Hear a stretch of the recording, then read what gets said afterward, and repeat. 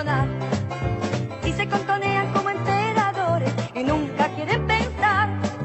En vez de aprenderse la ley verdadera y andan coqueteando con cualquier quimera. Pongan pues muchísima atención de aprenderse a todos la lección.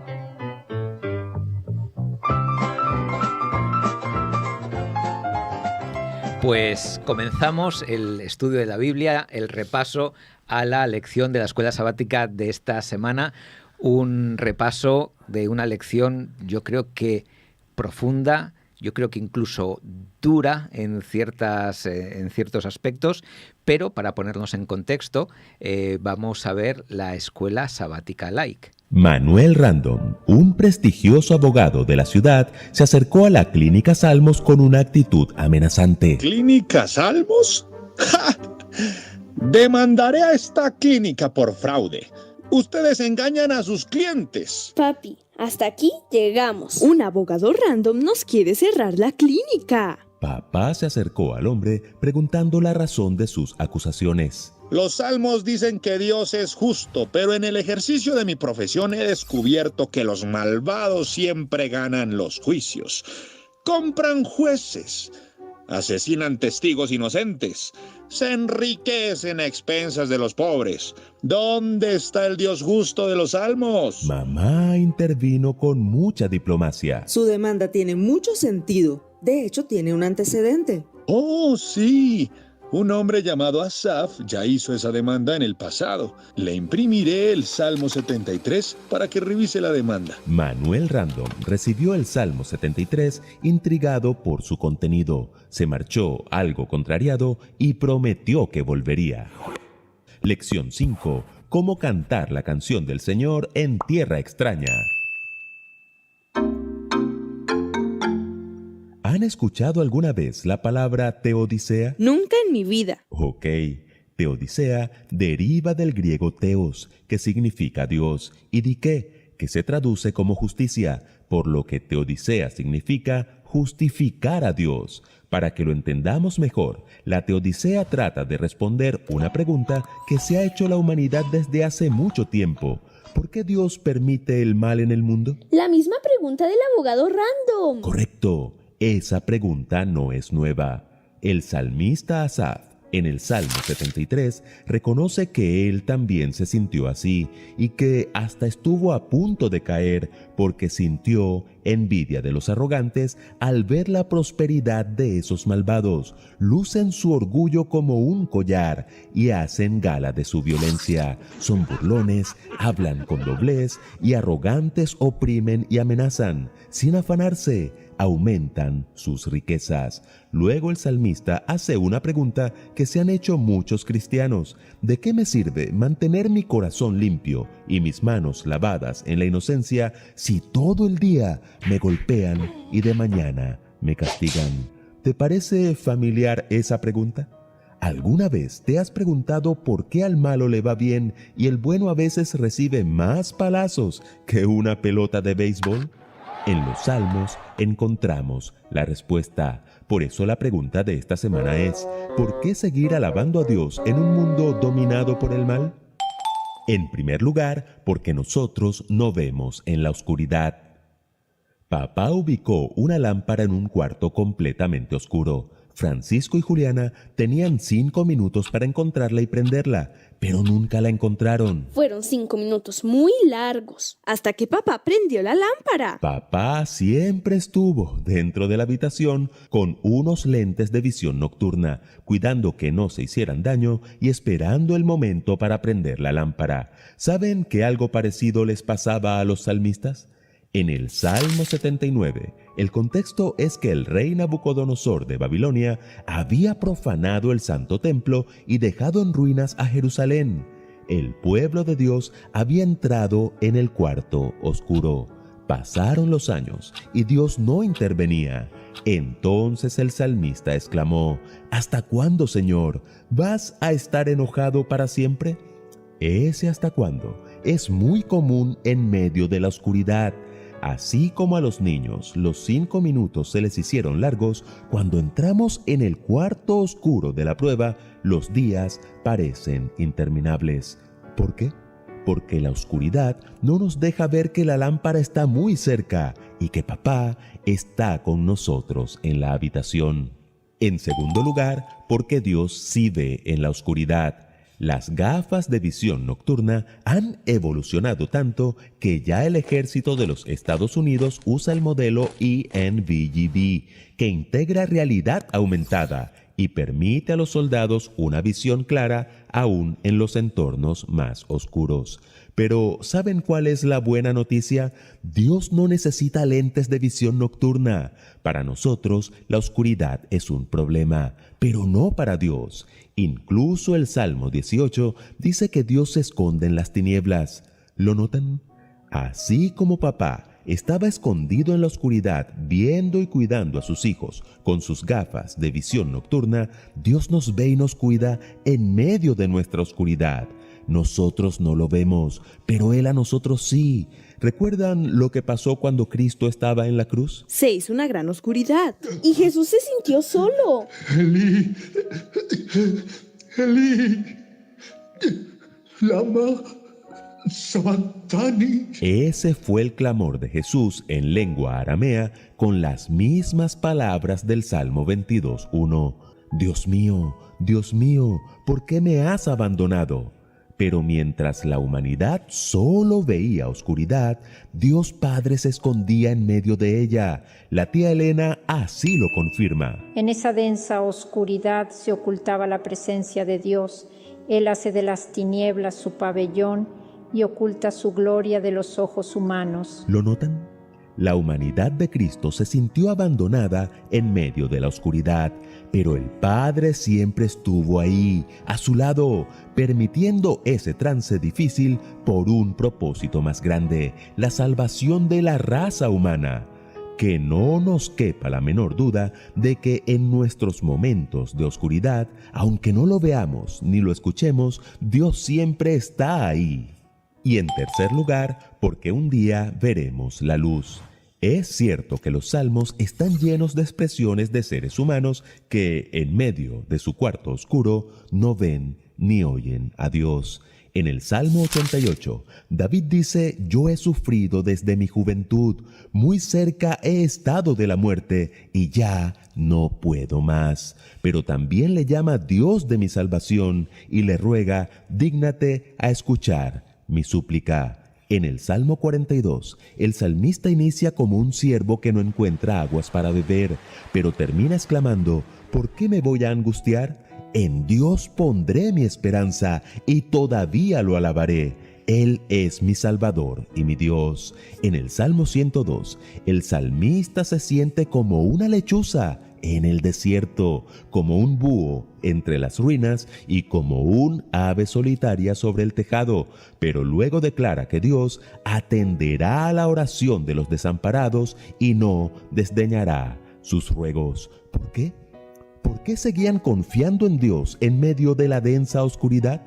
¿Por qué, como pregunta el Salmo 137, seguir cantando la canción del Señor en tierra extraña?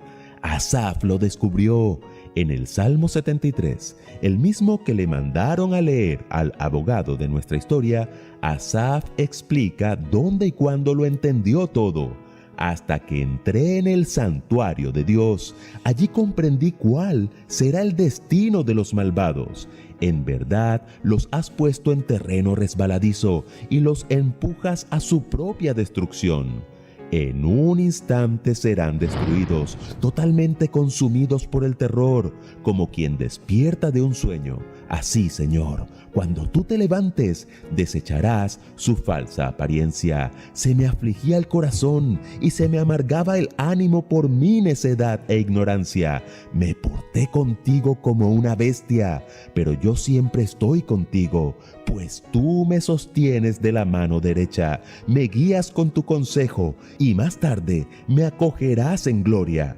¿A quién tengo en el cielo sino a ti? Si estoy contigo, ya nada quiero en la tierra. Podrán desfallecer mi cuerpo y mi espíritu, pero Dios fortalece mi corazón. Él es mi herencia eterna. ¿Lo notan? todo eso entendió al entrar en el santuario. ¿Y qué se hacía en el santuario? Se practicaba la ruta de la salvación. Y se enseñaba que finalmente el bien triunfará. El mal que vemos y experimentamos hoy es solo un pedacito de la foto. Cuando miramos la foto completa, cuando miramos la ruta de la salvación y todo lo que Dios ha hecho para salvarnos, podemos responder las preguntas de la teodicea. Dios sí es un Dios justo y permite el mal para que entendamos que Satanás es un mentiroso y que su palabra es verdad. El abogado Manuel Random lo entendió. Volvió a la clínica Salmos agradecido y convencido de una gran verdad. Perecerán los que se alejen de ti. Tú destruyes a los que te son infieles. Para mí el bien es estar cerca de Dios para contar todas sus obras. Bueno, pues estamos hablando de un libro de poesía y el título de la lección de esta semana, no me digáis que no es poético. Cómo cantar la canción del Señor en tierra extraña. Título de verdad que muy sugerente y yo creo que muy profundo a la vez. La lección de esta semana a mí me ha impactado. Me ha impactado porque nos pone enfrente de un sentimiento que tiene todo ser humano alguna vez en su vida. Tanto el que cree como el que no cree. No nos es desconocida esa frase que dicen los que no creen, que es la de, si Dios existe, ¿por qué pasan estas cosas? Y tenemos la contraparte del que cree, como en la lección del martes, que dice, ¿dónde está Dios? Son ambas preguntas, unas preguntas muy profundas, unas preguntas que implican un cierto grado de desesperación, un cierto grado de perplejidad, y me vais a decir, esta es una lección plenamente humana y plenamente aplicable. Hemos tenido otras lecciones chulísimas, como aquella que nos hablaba de ese Dios juez, de ese Dios gobernador, de ese Dios rey, a la que nos podemos acercar con los ojos de la fe, porque hablamos de una cosa que no tenemos claro, porque la magnitud de Dios no la podemos comprender. Esa realeza, esa gloria que envuelve a Dios no la podemos comprender, ni siquiera casi atisbar. Pero de lo que estamos hablando de esta semana, del dolor, de la falta de respuestas, de ver cómo los que van en contra de Dios aparentemente triunfan, de cómo el justo es machacado, todas estas cosas sí que podemos hablar, porque somos nosotros los que las pensamos y las que las padecemos. Así que pues este es mi primer acercamiento, ese acercamiento que es un poco desde decir, bueno, esta es una lección de la que de verdad podemos opinar, porque yo la gloria de Dios puedo acercarme casi de una forma filosófica, porque no la puedo comprender. ¿Es tan grande? ¿Acaso puedo yo pensar en el universo? Pues Dios creó el universo, o sea que es más grande todavía. No sé cómo os habéis acercado vosotros a la lección de esta escuela sabática, y me vais a permitir que sea muy poco académico y que os hable y que os pregunte y no me cambiéis la pregunta. Bueno, si tú me has preguntado esto, pero yo... No, respondedme a esta pregunta, porque de verdad que estoy interesado en conocer la respuesta. ¿Qué sentimientos... Ya luego entraremos en qué aplicaciones, pero ¿qué sentimientos os ha provocado a vosotros la lección de esta escuela sabática? María Dolores, por ejemplo. Vale. Bueno, en esta lección se habla del misterio de la iniquidad, del mal, y para mí la respuesta está en Mateo. En Mateo 13, del 24 al 43, la parábola del trigo y la cizaña. Para mí está claro, un enemigo ha hecho esto, el mal está sembrado en esta tierra, está presente en nuestras vidas, y los propios siervos cuestionan al dueño del campo, al sembrador, cuando le dicen, pero bueno, tú no sembraste trigo, ¿cómo es que ahora aparece cizaña? Es decir, a ver, ¿cómo es posible que el mal esté aquí? Y luego encima pretenden solucionar el problema mejor que Dios. Pues mira, vamos a cortar ahora mismo la cizaña y esto se acaba. Y el maestro les dice, el amo les dice, no, esperad hasta que crezcan, no sea que vayáis a destruir el trigo. Pero es que luego, desde el 37 al 43, Jesús mismo les da la respuesta. Les da la respuesta. Estamos en un mundo en el que Dios no ha perdido el control, no lo ha perdido, pero hay también un enemigo, ¿verdad? Que ha sembrado la cizaña, que es el mal que nos rodea, pero que esto el Señor le va a poner un fin. ¿Por qué no se lo ha puesto ya? Dice, porque la prioridad es salvar el trigo. ¿De acuerdo? Quiere salvar la mayor cantidad de trigo posible, y hasta que el trigo y la cizaña no crezcan juntos, no se va a saber quién es trigo y quién es cizaña, porque incluso uno mismo puede ser cizaña y convertirse en trigo. Esta semana lo hablábamos en una reunión, ¿no? Como en el mundo natural es imposible que un hierbajo se convierta en rosa. Sin embargo, en el mundo espiritual, una cizaña puede convertirse en grano de trigo. Por eso el Señor no ha puesto todavía final a esto. Me parece que me he extendido. No, más que extenderte, que me parece una respuesta estupenda.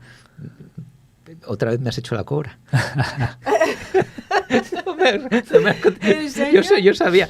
He hablado de sentimientos. ¿Qué sentimiento o qué sentimientos has tenido tú cuando has leído la lección de esta escuela sabática con esos títulos tan poderosos, desde el primero que engloba toda la lección hasta ese ¿dónde está Dios? O esta historia del enfrentamiento entre el bien y el mal? ¿Te has sentido identificada? ¿Has tenido alguna vez, te has hecho esas preguntas? Por supuesto que sí, pero yo lo primero que he hecho con esta lección ha sido cambiarle el título, porque el título que para mí debería tener es cómo aguantar en este mundo, cómo mantener la fe en un mundo de pecado, en un mundo en el que se te dan tortas de todos lados, cómo mantener la fe. Entonces, claro que tengo mis luchas y las he tenido y seguramente las tendré. ¿Por qué hago estas preguntas y por qué insisto? Gracias, porque ahora sí que me las has contestado. es que a mí me gustaría afrontar, y es la prerrogativa que tengo como hoy dirijo la lección, me gustaría afrontar la lección de esta escuela sabática no desde el academicismo, no desde la teología, sino desde la vivencia. Si algo nos tiene que valer nuestra experiencia cristiana, si algo nos tiene que valer el habernos acercado en la Biblia con mayor o menor intensidad, si algo nos tiene que valer pues todo ese bagaje que tenemos, es para poder compartir entre nosotros, decir, pues mira, soy cristiano, pero yo pienso esto, o yo he pasado por aquí, porque a veces hacemos unos discursos tan perfectos, hacemos unos discursos tan académicos que están muy bien, pero al final están vacíos de experiencia. Y yo creo que lo que tenemos que compartir con los demás, además en lecciones como hoy, es la experiencia. No sé, Esther, ¿cómo te has acercado tú a esta escuela sabática, y no ya desde el punto de vista teológico, sino desde el punto de vista, ¿te ha provocado algún sentimiento? ¿Te ha revuelto algo? ¿Te has visto identificada? Pues mira, esta lección me ha hecho humana, quiero decir, y me he identificado, desde luego, con bastantes aspectos de la lección, definitivamente. Una de las cosas que suelo decir es que, estoy deseando que el mal termine, lo he dicho ya en este programa, ¿verdad? Pues porque, aunque no sea por mí, fíjate lo que voy a decir, esto es muy personal, pero aunque no sea por mí, por tanta gente que las está pasando tan mal, por tantas injusticias, por tantas enfermedades, por tantas criaturas abandonadas, por tantas situaciones horribles que son el resultado del pecado, estamos todos hartos de toda esta situación, estamos aburridos ya, estamos de verdad hastiados. Y aunque a nosotros nos vaya, bueno, como nos va, ¿verdad? Y tengamos nuestras luchas personales, sabemos que hay gente que lo está pasando tan mal, que hay momentos en los que una está asqueada, desesperada, aburrida, harta, y deseando que se acabe todo esto. Entonces, claro, en un primer momento, a veces parece, y en la lección nos llevaba también por alguna de estas cosas, nos llevaba por algunas situaciones. Tener incertidumbre es perfectamente humano. tranquilos. Ha habido gente que sabía mucho y que creía mucho y que estaba muy cerca de Dios, que tenía incertidumbre, preocupación, hartazgo, ira, aburrimiento, no se explicaba las cosas, no sabía qué ocurría. Tranquilo. Eso no significa que dudes de Dios. Eso no significa que estés lejos de Dios necesariamente. Significa que eres humano y que tienes derecho a hartarte y tienes derecho a estar fatal. Entonces, a mí la lección de esta semana me ha servido para volver con mi parte humana, de cristiana humana, y para recordarme que también héroes de la fe y también gente que sabemos estaba cerca de Dios y que está en la Biblia por algo, sentía cosas muy parecidas a las que podemos sentir nosotros. Y que no es malo preguntarle a Dios y que no es malo clamar por ciertas cosas y que no significa nada, o sea, no significa que seas, que no creas en Dios, que no tengas claro quién es Dios y que estés dudando de Dios. No. Significa que eres un ser humano, que estás en una tierra extraña y por lo tanto tienes derecho a sentirte no mal, peor. Y además sabemos que nos vamos a sentir muy mal. Con lo cual, concluyo, esto me sirve para recordarme que tengo derecho a sentirme así y que al final de todo sé que hay solución. Pero no hay problema en que me sienta mal. Vaya, hablando de sentimientos, yo creo que no le ha faltado ninguno, ¿no? Los tengo todos. Los ha enumerado. Esther no me ha hecho la cobra. No me la hagas tú, Richard. No te la hago. Yo creo que esta lección nos lleva con nuestra parte humana, pero nos llevan también las anteriores. Yo creo que las anteriores no han sido académicas. No sé si os pasa a vosotros, pero hay periodos en nuestra vida, por lo menos yo en la mía, que vas andando 1 metro por encima de la tierra, ¿verdad? Que parece que estás conectado con el cielo, que ves a Dios en todas las cosas. Y hay días que ocurre como la elección de esta semana, que te cuesta encontrarlo. Que no ves a Dios, que ves por qué el malo prospera, por qué te hacen daño, por qué las cosas te van mal. Que ves esa parte humana. Pero estoy muy de acuerdo con lo que decía Esther. Eso no significa que seamos unos malos cristianos. A mí me ha encantado. Además, la escuela sabática hablaba de ello. Yo puedo expresar mis dudas, mi dolor a mi Dios, que no se avergüenza de ello, que no presenta ninguna queja a Dios porque lo hagamos. De hecho, forma parte del canon bíblico. Mientras lo haga tal como lo hacen los salmistas, que es: no rompo mi relación con Dios. Sigo orando, sigo cantando, sigo alabando, sigo hablando con mi Dios para decirle: no entiendo lo que está ocurriendo. Claro. Creo que esa es la clave del cristianismo. O sea, la clave del cristianismo no es andar siempre 1 metro por encima del suelo, porque entonces suerte a quien lo consiga, yo no lo consigo. Pero la clave está en no dejar de hablar con Dios, no dejar de tener esa relación en la cual a Dios no le importa que le digas: oye, es que no entiendo por qué todas las cosas me van mal, no entiendo por qué me están atacando, no entiendo por qué si intento cumplir con tu ley, con tu norma, Señor, recibo tanta oposición, me están haciendo daño. Es que a Dios no le importa eso. A Dios no le importa que tú le digas: es que no te veo en ningún sitio. Mientras sigas hablando con Él, porque cuando yo leo los salmos y dicen: es que no te encuentro, soy un despojo tuyo. Vale, pero ¿con quién estás hablando? ¿Verdad? No te encuentro en ningún sitio, soy un despojo, pero ¿con quién hablo? Hablo con quien sé que está. Aunque no siento que me escuche, sé que me escuchas. Que esa es la parte de los salmos que a mí me encanta. Yo puedo decir: no me escuchas en lo que digo, pero ¿por qué te estoy hablando? Porque sé que me escuchas. Lo que no tengo respuesta, o por lo menos no la tengo como yo quiero, pero sigo hablando contigo, sigo teniendo esa relación contigo. Mientras tengamos relación con Dios, no hay problema, porque Dios, has dicho antes de Esther, Dios tiene manga ancha, ¿verdad? Para aceptar todo eso, es porque nosotros no entendemos todas las cosas. Y Él ha sido hombre, él ha vivido como nosotros. No es como Jesús en la cruz: porque me has abandonado.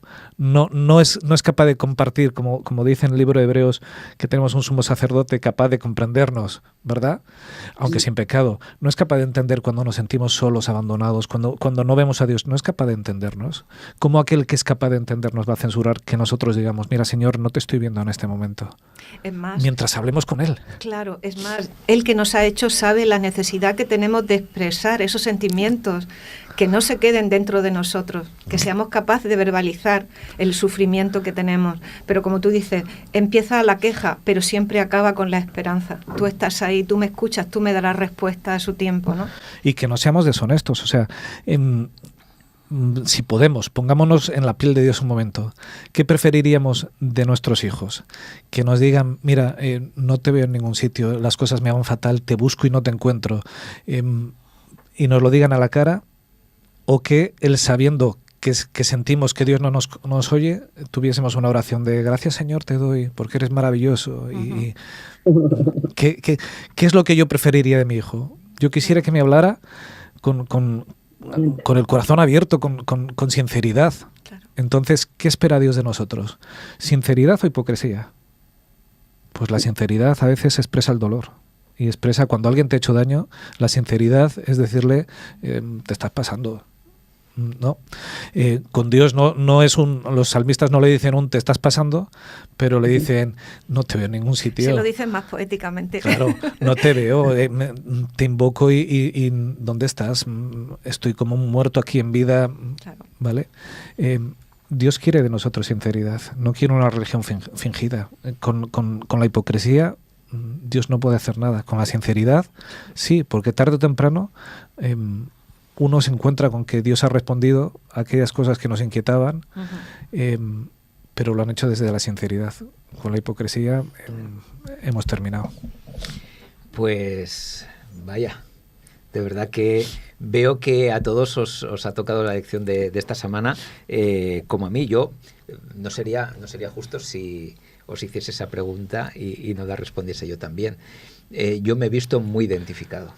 Me he visto muy identificado porque de verdad que en la oración que hacemos con las niñas por la mañana, aparte de pedir que nos vaya bien el día, que Dios nos proteja y estas cosas, también pedimos por las personas que sufren, y una de las cosas que pedimos es que Jesús venga pronto.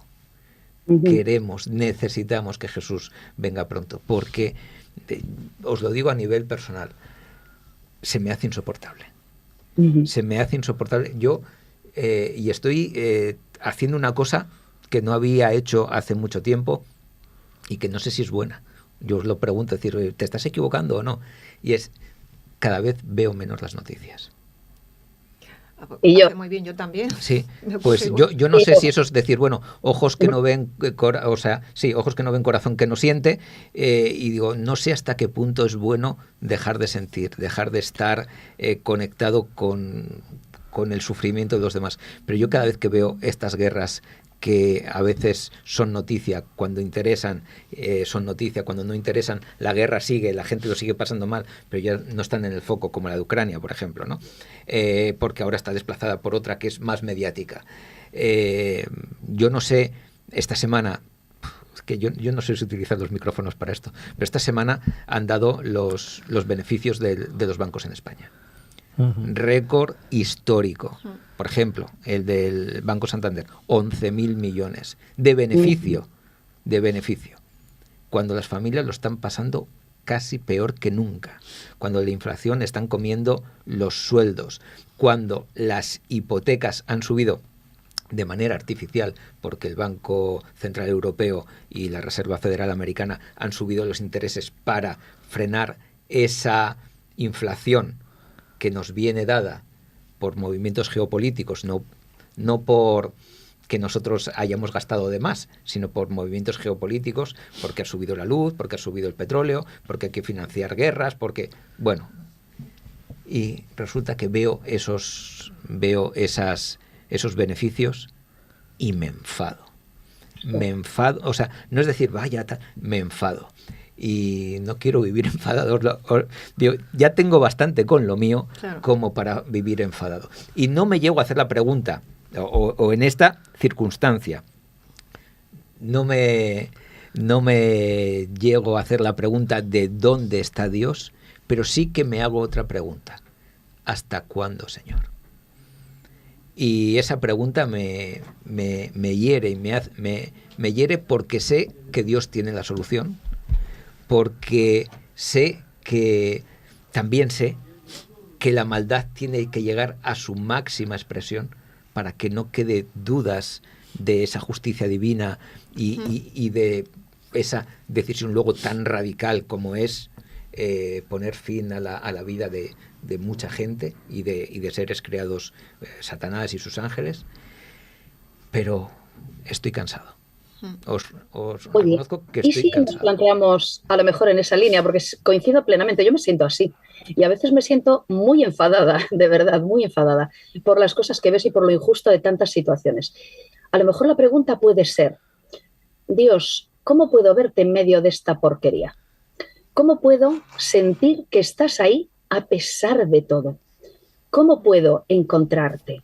¿Cómo puedo, en medio de esta oscuridad, en medio de esta tiniebla, en medio de esta pocilga, porque lo es una, bueno, perdón a los cerditos que viven en otra situación, criaturas, pero en medio de toda esta suciedad y de esta oscuridad y de toda esta tiniebla, ¿cómo puedo verte? Porque resulta que los salmistas eran conscientes de que esto es un desastre y, sin embargo, ¿verdad?, llegaron a verle. Y es lo que nosotros podemos también, ¿no? Preguntarnos si podemos realmente experimentar en nuestro día a día. ¿Puedo verte? ¿Estás ahí? Sé que estás, pero no te veo, que es un planteamiento interesante también. Lo sé que estás, pero no te veo. ¿Cómo hacerlo? ¿Cómo puedo encontrarte? ¿Cómo puedo verte? Pues fíjate que Esther, yo creo que la clave la da el propio libro de Salmos, porque el salmista se sentía así y dice, entré en el santuario y allí lo entendí todo. Y yo creo que lo que tenemos que hacer es eso mismo, entrar nosotros e invitar a la gente a entrar al santuario.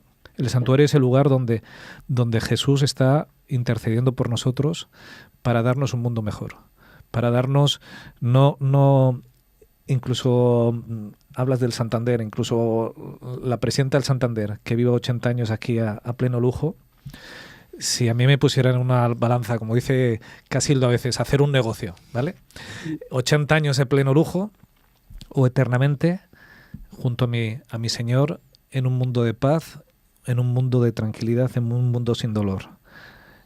¿Cuál es el mejor negocio? Entonces, ahí es donde yo tengo que llegar. O sea, es verdad que vivimos en un mundo dirigido por Satanás. Un mundo que se basa en el abuso, se basa en la humillación del contrario. Porque eso es lo que hace Satanás. Eso es su juego, el abusar, el pisar, el dañar. Este mundo funciona con sus reglas. Frente a este mundo tenemos otro, que es mirar hacia arriba, mirar el santuario, lo que Jesús está preparando, lo que hace por nosotros para llevarnos allí. Y eso es lo único que nos puede sacar de aquí, el depositar nuestra confianza en aquel que trae para nosotros perdón, liberación y sanación. Y traerá también justicia, porque también habla de eso en el libro de Salmos. O sea, todos aquellos que tienen la poca vergüenza de ganar 11.000 millones de euros y dejar que las familias se mueran de hambres, pues recibirán la justicia de Dios, que es, ya has tenido tu pago suficiente aquí, tus 80 años, eso es lo que te has granjeado. Eso también lo trae el santuario. Entonces, eso es donde tenemos que depositar nuestra confianza en nuestro Señor, en sentir su paz y su seguridad, en no buscar venganza, ni odio, ni rencor, simplemente en asegurarnos que nuestro corazón es sincero delante de Él y que lo que nos va a dar es mucho mejor de lo que podamos esperar. Así que, a pesar, digamos, de toda esta oscuridad que nos envuelve, a pesar de toda esta desesperanza que parece que cunde no solamente entre los que creen, porque los que creemos, yo entiendo que estamos en una posición más ventajosa, porque las circunstancias son las mismas para unos que para otros. Sale el sol y llueve, tanto para justos como para injustos, pero nosotros lo afrontamos, o lo deberíamos afrontar, con otras herramientas diferentes. Por ejemplo, la de la esperanza. Por ejemplo, la de saber que si bien Dios pues no actúa en su plenitud de bondad porque nosotros no lo dejamos, y Satanás ahora, digamos, gobierna el mundo, como tú decías, pero no lo gobierna con plenos poderes, también lo tenemos que decir. Es un tirano, ha usurpado el poder. Pero aún así no tiene el pleno... No se le permite. Claro. Si no, bueno, sí vamos. Claro. Nosotros tenemos ese plus de ver las cosas en perspectiva. Qué importante es la perspectiva, qué importante es el dar un paso atrás para que el árbol no te impida ver el bosque, para que una situación concreta de tu vida personal o una situación concreta de la sociedad en la que vives, como yo comentaba antes de las noticias que tenemos, no te permita ver todo el trasfondo que hay y el devenir de la historia. Porque si esperamos que Jesús vuelva, sabemos que estas cosas se tienen que dar y aún más se tienen que multiplicar. A mí me gusta Salmos, me gusta la lección de esta semana, porque yo creo que nos acercamos a Dios de una forma muy encorsetada. Nos acercamos a Dios de una forma muy reglada. Señor, gracias porque no sé qué, tal. Y aquí el salmista... Muy cuadriculada, muy formalmente como nos han dicho que hay que hacerlo. Y políticamente correcto. Exactamente. Y el salmista le canta a las 40 a Dios. Dice, pero tú ¿dónde estás? Que no te veo. Pero ¿cómo permites que pasen estas cosas? Y clama, y discute, y después... Se queja. Pero después, como tú bien decías, esta segunda parte, que es la parte del decir, pero yo reconozco que tú, o cuando me acerco al santuario yo veo, tengo esa otra perspectiva. Qué importante es que nosotros tengamos esas dos caras del salmista. Me vais a permitir, yo me permites, María Dolores, que como psicóloga te pregunte, es mejor los sentimientos que tenemos, las cosas que nos pasan por la cabeza, verbalizarlas o guardarlas dentro. Completamente, como lo he dicho antes, yo creo que Dios que nos ha hecho sabe que necesitamos expresar esos sentimientos y por supuesto que lo permite, y porque además las cosas negativas que se van guardando te pueden hacer enfermar incluso físicamente, y en este tema ya perder incluso la fe. El tener la válvula de escape de poder decirle a Dios a su cara lo que estás pensando de Él, Dios te lo permite, es liberador, es sanador también, y también te ayuda a crecer en la relación con Él y a relativizar las cosas del mundo, ¿verdad? A poner en perspectiva, como tú has dicho, me parece muy importante. Tendríamos que tener nuestra vida en la perspectiva correcta, que a veces... Oye, ¿me dejáis sumar entonces justo en esta línea? Sí. Uno de los textos que más me ha llamado la atención de Salmos de esta semana, porque hila justo lo que estaba diciendo José con lo que estás comentando tú, María Dolores, y tiene que ver con el Salmo 77, que empieza precisamente clamando, ¿no? Con mi voz clamé a Dios clamé y Él me escuchará. Al Señor busqué en el día de mi angustia, alzaba Él mis manos de noche y sin descanso, mi alma rehusaba consuelo. Pero hay algo maravilloso que tiene que ver con el autoanálisis. Resulta que me voy al versículo 9, sigue diciendo él, ¿ha olvidado Dios el tener misericordia? Se pasan 9 versículos, ¿no? Haciéndose preguntas estas. ¿Ha encerrado con ira sus piedades? Ahí pone Sela, es decir, hay una pequeña pausa, y luego dice, enfermedad mía es esta, que es un texto absolutamente significativo. Traeré pues a la memoria los años de la diestra del Altísimo, me acordaré de las obras de Jehová, sí, haré yo memoria de tus maravillas antiguas, meditaré en todas tus obras y hablaré de tus hechos. Justo ahí está el kit de la cuestión. Empiezas clamando, empiezas preocupándote, empiezas diciendo, pero ¿qué pasa aquí? ¿Qué es lo que está ocurriendo? Espera un momento, el problema es mío. Me encanta cómo lo dice, enfermedad mía es esta. El problema lo tengo yo, es un problema de visión. A partir de ahí, si me acuerdo de lo que Dios ha hecho, si me acuerdo de tu poder, si me acuerdo de tus maravillas, entonces ya voy a ver las cosas de otra manera. El problema perspectiva, es, ¿no? Es perspectiva, así es, así es. Es muy interesante. Richard, ¿nos podemos identificar con el salmista?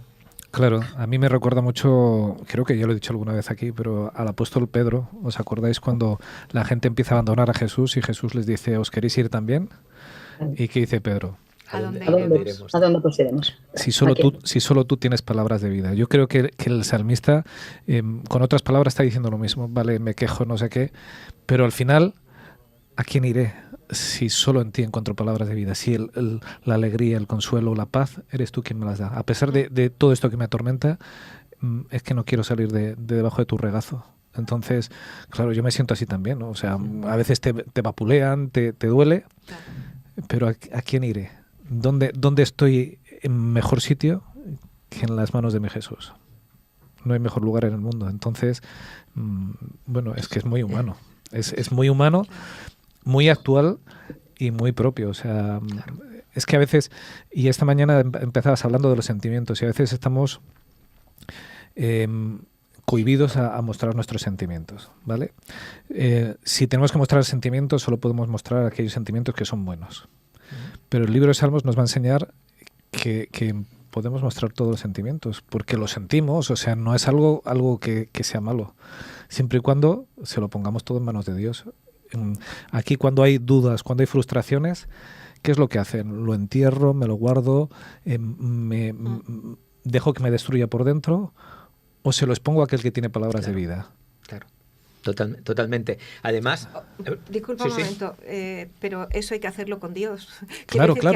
Quiero decirte que a veces ese tipo de resentimiento o de malestar con Dios se verbaliza con los demás, lo cual no me parece apropiado siempre, dependiendo de quién y cómo y demás, ¿no? Pero lo correcto es que eso se lo lleves a Dios. Por esto son oraciones a Dios. Exacto, estos son oraciones y es a Dios al que tienes que llevarle tus dudas. Claro, eso que me está haciendo daño y la incomprensión. Si lo oculto, me va a destruir por dentro. Claro. ¿A quién se lo tengo que llevar?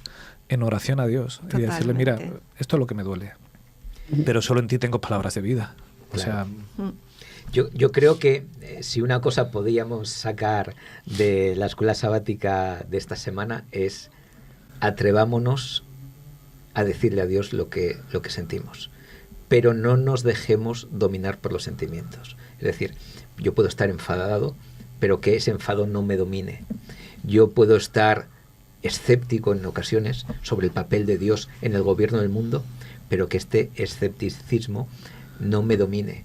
Yo incluso puedo plantear dudas sobre los planes de Dios para mi vida, pero que la duda no me domine, sino que pase a esa segunda fase tan necesaria. La primera, la del desahogo. La primera, la de la sinceridad. Señor, me siento así. Y la segunda es decir, ahora recuerdo también qué bueno es, y qué maduro. Es decir, aunque lo esté pasando, recuerdo todas las veces en las que tú estuviste en mi vida actuando de una forma milagrosa. Y cómo mi vida ha ido por este derrotero y cómo tú me has ayudado en estos momentos.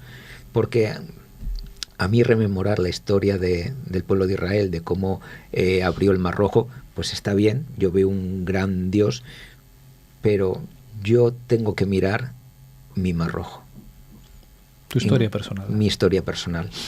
Y yo creo que esto es, yo no sé si es demasiado osado, yo no sé si es un reto muy grande que rompamos ese corsé que nos autoimponemos a la hora de acercarnos a Dios. Y si estamos enfadados, decirle, estoy enfadado.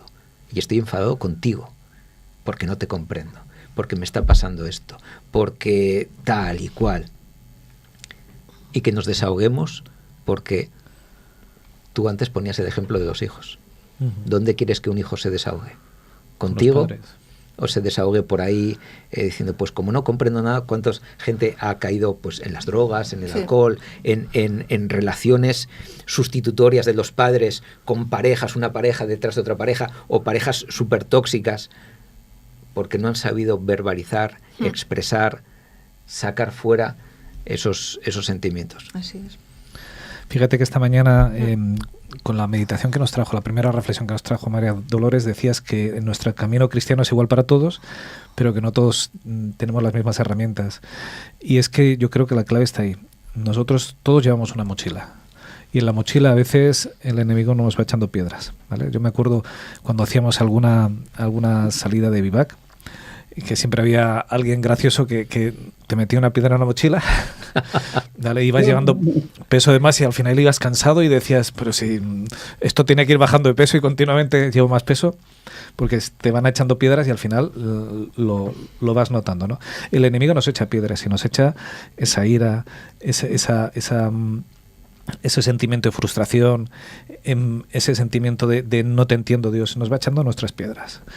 Si nosotros no somos capaces de pasarle nuestra mochila a aquel que nos ama y decirle, mira, Señor, esto me está afectando, no lo entiendo, pero lo dejo en tus manos. ¿Qué es lo que hacen los salmistas? Claro. Lo dejo, al final, cuando en este salmo nos habla, entré en el santuario, ¿qué es lo que hace el salmista? Al final, Señor, tú vas a juzgarlo todo. Y en ti es en quien deposito mi confianza. Te paso mi mochila de lo que no entiendo. Si no somos capaces de hacer eso y cargamos con nuestra mochila, no llegaremos. Nos vamos a agotar. Porque la cantidad de piedras que nos echa el enemigo es suficiente como para derribarnos y ringlarnos. Si nosotros nos guardamos para adentro ese malestar que tenemos con nosotros y no somos capaces de plasmárselo a Jesús y decirle, mira, esto es lo que me pasa, no entiendo esto, pero lo dejo en tus manos, anda, llévame a la mochila porque ya no puedo con ella, no llegaremos a la meta. Lo que quiere Dios es que, vale, tienes piedras, tienes cosas que no entiendes, no te preocupes, si es que no tienes por qué entenderlo todo aquí, deposítalas en mí, ten fe, que eso es de lo que consiste el caminar cristiano, ten fe en mí, deja que yo lleve tu carga y al final lo entenderás todo. Y al final lo entenderemos todo. Y estaremos felices de haber dicho, pues menos mal que deposité mi carga en el Señor, porque si no, me habría ringlado. ¿Cuánta gente hay que han perecido, que se les han doblado las rodillas de llevar cargas que ya no podían más y han dicho hasta que hemos llegado? ¿Por qué? Son cargas extraordinarias como cualquiera de las de nosotros.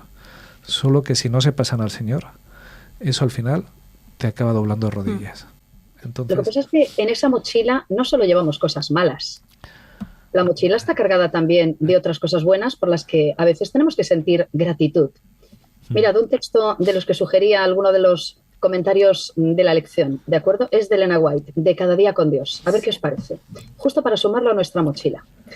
Debemos recordar con nitidez cada lágrima nuestra que el Señor ha enjugado, cada dolor que ha calmado, cada ansiedad que ha eliminado, cada temor que ha disipado, cada necesidad que ha satisfecho, cada misericordia concedida.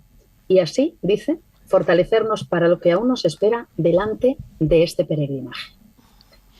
¿Cuánto olvidamos lo que ha hecho por nosotros? Acabamos de hablar, efectivamente, que después del clamor llega el, ay, mira, espera, que el problema es mío. Es que no me acuerdo lo que has hecho por mí. Es que no recuerdo lo que había pasado. Es que no recuerdo que abriste el Mar Rojo. El mío también, mi pequeño Mar Rojo, mi lago, mi estanque rojo, lo que sea. Pero es que es verdad. ¿Cuán fácil olvidamos lo que sí ha habido de bueno? También es cierta una cosa. Hay gente a la que en estos 80 años de vida, o 90 o 100, lo que les toque, les ha ido francamente mal.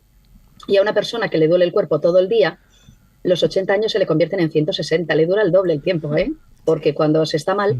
Y a veces, claro, nosotros hablamos desde nuestra experiencia de sufrimiento, que está bien, no se trata aquí de cuantificar el sufrimiento de nadie, pero yo digo tantas veces, Dios mío, si me hubiera tocado nacer en Camboya y hubiera sido obligada a prostituirme desde que soy una criatura y vinieran esos señores occidentales a prostituirme, ¿verdad? Mi vida, yo no tendría esta sonrisa, ni tendría esta salud, ni tendría esta situación. Y probablemente, claro, la lección de escuela sabática, que en Camboya también la habrá, pues tendría que ser un poquito distinta, ¿no? Entonces, con la experiencia de la que dispongo y lo que tengo, ¿no será verdad que también a veces olvido lo que Dios sí ha hecho por mí? Y bueno, podría a lo mejor llenar mi pequeña mochila llena de piedras de un montón de cosas que la harían mucho más liviana, ¿verdad? Porque él puede llevar nuestros pesos, ¿verdad? Mi yugo es ligero, ¿eh? Y puedo llevar el peso y si estás cansado, vente, que yo te ayudo a llevarla. Probablemente haya que reflexionar también un poquito en esto. Sin ninguna duda. ¿No creéis que también puede ser parte de nuestro sufrimiento que hayamos leído la Biblia o nos la hayan enseñado en parte de una forma sesgada? Sí, claro. No tenemos que reconocer que los cristianos también lo pasan mal, que los creyentes también sufren, que la enfermedad también les alcanza. ¿No pensaremos a veces de forma errónea esa teología de la prosperidad, pero no en lo económico, sino ya en lo familiar y en el tema de la salud? No, es que como yo soy adventista y tengo ciertas normas y hábitos saludables, yo no voy a enfermar. O no, yo soy adventista y he rechazado novias, he podido tener relación con chicas que no eran adventistas, pero yo me he casado con una chica adventista. Por lo tanto, mi matrimonio, si sumas adventista más adventista, ya es seguro. Ya es triunfo seguro, ¿no? Y no funciona así. No funciona así. Es verdad que si seguimos los consejos bíblicos nos va a ir mejor. Es verdad que si seguimos los consejos bíblicos tenemos más posibilidades de tener mejor salud, de tener mejores relaciones, pero no es una garantía de nada, porque precisamente Satanás redobla sus esfuerzos, porque esto se lo escuché a un pastor y digo, ¿qué razón tiene este hombre? Además lo explicaba mucho mejor de lo que lo voy a explicar yo ahora, que decía, si los que ya tiene, ya los tiene. Donde tiene que redoblar esfuerzos, donde tiene que trabajar más, es con los que no tiene. Por lo tanto, esperemos ataques, esperemos problemas. Y a veces romantizamos la situación del cristiano como, no, el Señor me guarda bajo sus alas, soy la niña de los ojos del Señor. Cosa que es verdad, pero que no me exime de lo otro. Y a veces mucha parte de nuestro sufrimiento cristiano viene con la incomprensión de ¿y por qué me está pasando eso a mí? Claro. Si yo, Señor, te sigo. Mira, esta semana yo tengo trato con una persona que está interesada, una mujer, ¿no? Que está en una situación muy difícil y me planteaba yo esa cuestión, ¿no? De darle ánimo, el Señor te va... Porque ella me dice, el Señor me va a ayudar, ¿verdad? El Señor me va a ayudar. Y yo pensaba, pues yo no creo que el Señor la ayudará. Seguro que sí, pero a lo mejor no de la forma que ella quiere. Exactamente, pero no como ella quiere ni cuando ella quiere. Yo no lo sé, ¿no? Y entonces yo digo, bueno, lo que importa es que yo esté ahí para ella en este momento, que ella lo está pasando mal y necesita cierto apoyo, y yo sabe que yo soy una mujer de fe y que la ayudaré en la medida de mis posibilidades. Y pensaba en eso, ¿no? De que, bueno, no hace falta crear... Creo que el Señor está a favor de ella y así se lo digo. El Señor está a tu favor, tenés que seguir luchando, hay que buscar salida para esta situación y tal. Pero pienso que tampoco crear una situación ideal que a lo mejor no se le va a dar o no tan inmediatamente como necesita y espera. Pero para eso estamos los cristianos, para estar ahí y ser un apoyo. A veces en lo material y a veces simplemente en lo emocional. No simple, porque no es simple, en lo emocional, en lo personal. Puedes llorar en mí, ¿no? Puedes confiar en mí o abrir tu corazón. Yo te voy a llevar un poco la contra, porque yo creo que el Señor ya la ha ayudado poniendo en su camino a una persona como tú, por ejemplo. Yo creo que eso ya es una ayuda. Yo creo que la ayuda ya la tiene. O sea, el Señor seguramente ha oído su angustia. Pues aquí va a estar María Dolores a tu lado, porque es que nosotros estamos llamados a ser eso. O sea, nosotros pasamos por problemas, por dificultades, la gente pasa por problemas y dificultades, y muchas veces es decir, al que tiene poco dinero, ¿qué es lo que quiere? Tener más dinero. Al que tiene poca salud, ¿qué es lo que quiere? Tener más salud. Al que tiene carencia de algo, ¿qué es lo que quiere? Pues tener esa carencia suplida. Pero a lo mejor el Señor dice, si es que no es lo que te conviene. A lo mejor la ayuda es saber que puedes confiar en mí, que hay un futuro y tener paz en la tormenta. Y me estoy predicando a mí. Porque muchas veces queremos cosas que son legítimas, pero a lo mejor no convienen, o a lo mejor no tocan, o a lo mejor convienen y tocan, pero oye, la vida es así y no llega. ¿Y cuál es mi bendición? Señor, ¿cuál es mi bendición en esta circunstancia? Tener al Señor. Esa es. Correcto. Que sé que es muy intangible, pero ¿cuánto vale la paz mental? No tiene precio. No tiene precio, ¿verdad? Antes hablábamos, te estás perdiendo unas charlas, Esther, fuera de micrófono. No es por dar envidia, pero... Antes hablábamos de Elon Musk y de toda esta gente, los que dominan el mundo, ¿no? De hecho, esta es la segunda escuela sabática. Esta es la escuela sabática no like, esta es la escuela sabática light. y hablamos de esta gente, dice, lo tienen todo. Y Richard decía, no lo tienen todo. ¿Cómo se duerme con ciertas conciencias, cómo se duerme con ciertos comportamientos, cómo se duerme sabiendo que has amasado una fortuna a base de perjudicar a muchas personas y de hacer una sociedad mucho peor de lo que era antes de que tú intervinieses en ella. Y luego hay otro tema, y es que hay personas que no tienen conciencia. Hay trastornos mentales como la psicopatía, que las personas no tienen conciencia del mal, por lo tanto disfrutan el tiempo que les toque, con los beneficios que les toquen, hacen el daño que pueden y con las mismas se largan. Y ahí ha terminado su vida. Exactamente, ¿no? también. Pero Sí, quiero decirte que eso de que cómo duermen por la noche, pues hay gente que duerme fenomenal, tengo que decirte. Que a lo mejor muy bien, ¿no? Muy bien, muy bien. Claro, hombre, decir esto, muchos de estos líderes, según nos cuentan también, a veces dependen de determinadas sustancias para dormir, para despertarse y para todo lo demás también. Cierto. Es decir, y son gente permanentemente insatisfecha, siempre están buscando más y siempre quiero enriquecerme más, o siempre quiero hacer algo más, o quiero que mis cohetes lleguen definitivamente a la luna, o quiero implantarle chips a la gente en la cabeza, ¿sabes?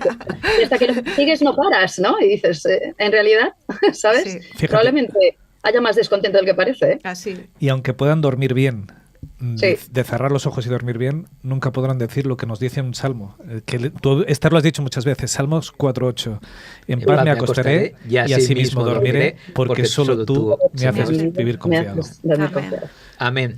Pues ya estamos en el tiempo del sermón. Ha sido un placer compartir mesa con vosotros. De verdad, un tema muy interesante. Damos paso al sermón.